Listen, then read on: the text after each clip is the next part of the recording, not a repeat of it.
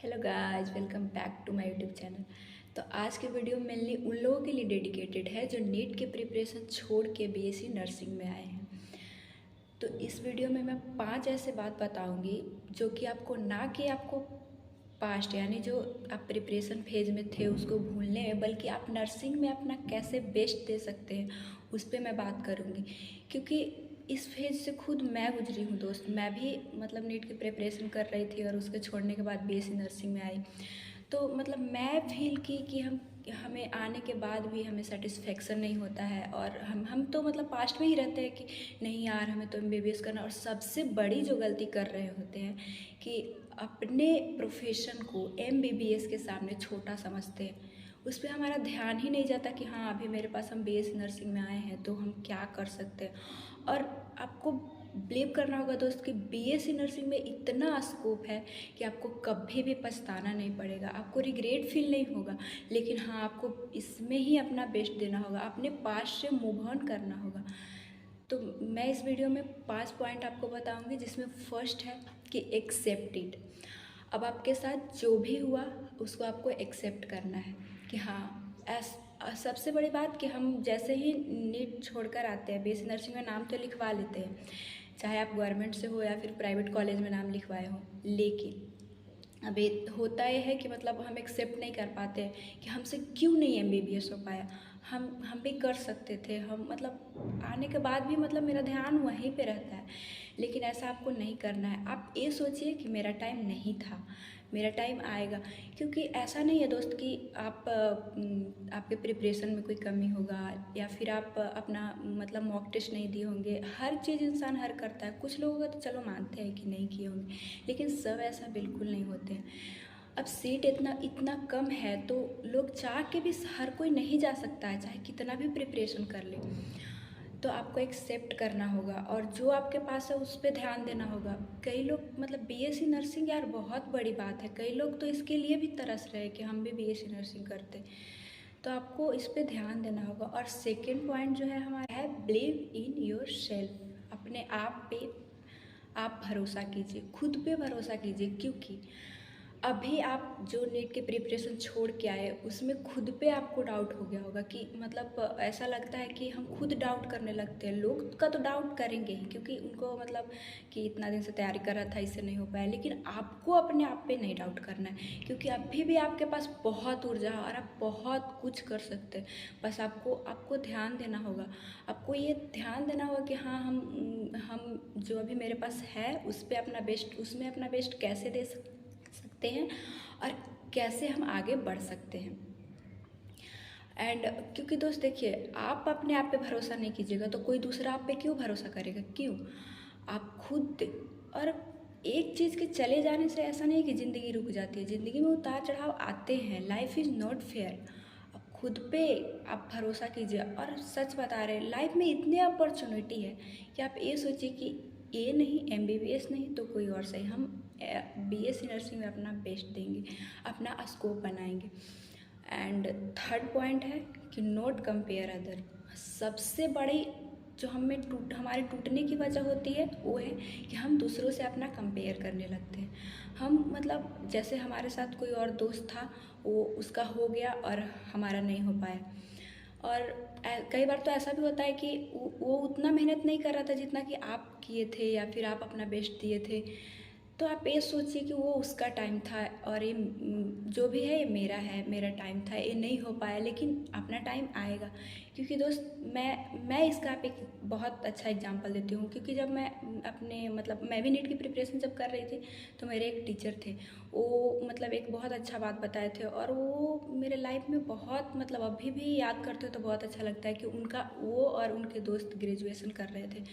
तो ग्रेजुएशन जब कर रहे थे तो उनका एक दोस्त था जो पढ़ने में कमज़ोर था, और उससे ग्रेजुएशन का एग्ज़ाम फाइनल नहीं हो पा रहा था, वो नहीं कर पा रहा था।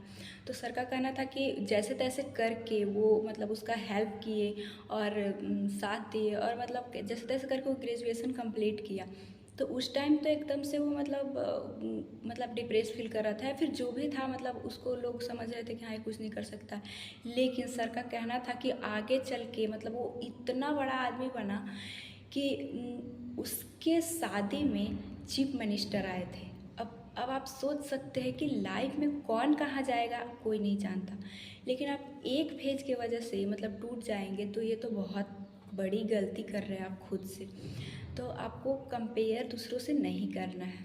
और फोर्थ पॉइंट जो कि बहुत ज़्यादा मोस्ट इम्पॉर्टेंट है कि बिलीव इन गॉड। देखिए, कई लोगों का कहना है कि भगवान है, भगवान नहीं है, लेकिन सच बता रही हूँ दोस्त, मैं अपने एक्सपीरियंस से बता रही हूँ। आप एक बार आप जिस भी गॉड को मानते हैं ना, उन पे आप बिलीव कीजिए, उन पे सब छोड़ दीजिए कि मतलब जो भी कर रहे हैं वो कर रहे हैं, हम कुछ नहीं कर रहे हैं। क्योंकि दोस्त, अगर आप ऐसा करेंगे ना, आपको इतना शांति मिलेगा और हाँ, आप अपने काम को करते भी जाएंगे और मतलब लगेगा कि नहीं, हम मेरे सर पे किन्हीं का हाथ है।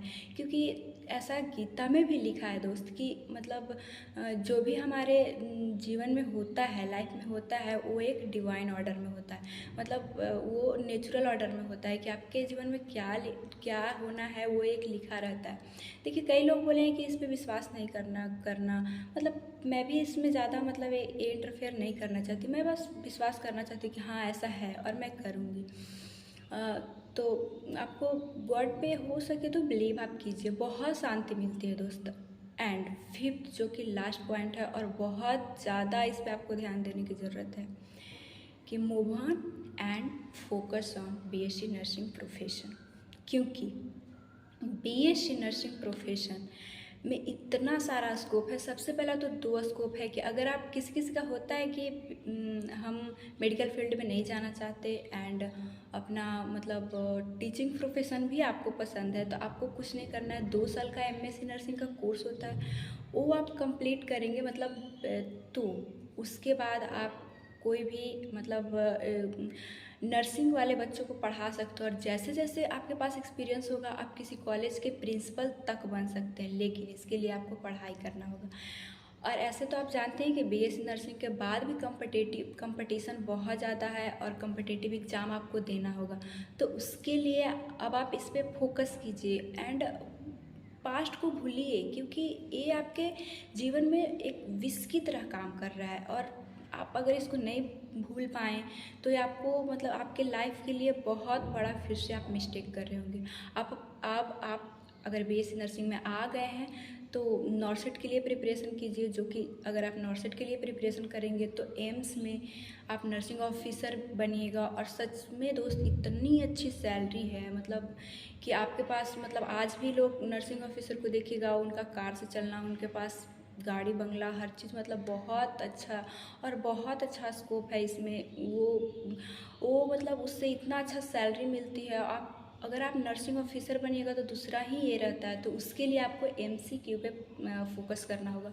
और एमसीक्यू फोकस अभी से ही कीजिए और अभी से ही आप पढ़िए तो ध्यान दीजिए कि हाँ इससे कौन सा एमसीक्यू निकलेगा, कैसे निकलेगा। और सबसे पहले मैं आपको एक बात बताना चाहूँगी कि नॉर्सेट में फंडामेंटल का अभी अगर आप स्टार्टिंग पॉइंट में, तो आगे जाके आपको देखने को मिलेगा कि फंडामेंटल का वेटेज बहुत ज़्यादा है। उसमें क्लिनिकल बेस क्वेश्चन आते हैं, एमसीक्यू आते हैं एंड मतलब फिर उसमें इमेजनरी आता है, कुछ इमेज दे देगा और आपसे पूछेगा कि ये क्या है। तो आपको फंडामेंटल पे अभी से ही ध्यान देना होगा। और उसके लिए मैं आपके साथ हूँ और मैं आपका साथ कैसे दूँगी वो भी बताती हूँ। क्योंकि अभी मैं एमसीक्यू सीरीज़ लेकर आई हूँ। मैं खुद ऐसा फील कर रही थी कि मतलब निकालना मतलब जैसे टारगेट हाई हो गया, इन्हीं लोग से बुक से ज़्यादा लोग प्रिपरेशन करते हैं, target high, NCLEX and PR Yadav, और अपने सिलेबस से एमसीक्यू आप निकालिए तो इसमें थोड़ा सा टाइम लगता है। तो मैं खुद एक एमसीक्यू सीरीज़ लाई हूँ जिसमें मैं आपको बस मेरे को 5 से 10 मिनट टाइम देना है और आप वो डेली बेसिस पे देख लीजिए एंड उसमें आपको ये आइडिया मिलेगा कि हम अगर उसको आप देखिएगा तो आपको लगेगा कि हाँ हम कैसे पढ़ रहे हैं, थ्योरी कवर कर रहे हैं, तो उससे एमसीक्यू कैसे निकाल सकते हैं। तो प्लीज़ आप देखिएगा, उसमें क्लिनिकल बेस में क्वेश्चन होंगे कि कैसे मतलब हमें क्या करना होता है, उसमें ऑप्शन दिए रहते हैं।